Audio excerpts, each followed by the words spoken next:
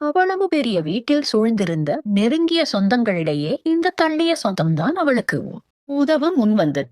அதுவும் அராஜகமாய் அரசாட்சி செய்ய நினைக்கும் அவளுடைய அந்த குடும்பத்தினரிடையே தைரியமாக அவளுக்கு கை கொடுக்க முன்வந்தாள்.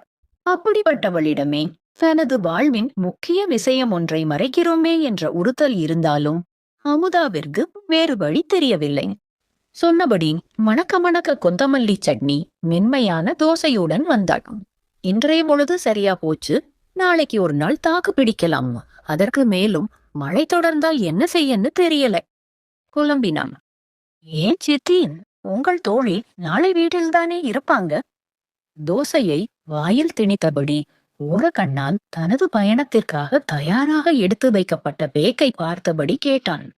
இந்த மழை மட்டும் வந்திராவிட்டால் அவள் இந்நேரம் இங்கே இருந்திருக்க மாட்டாள். இந்த மழையில் அவள் வேலைக்கு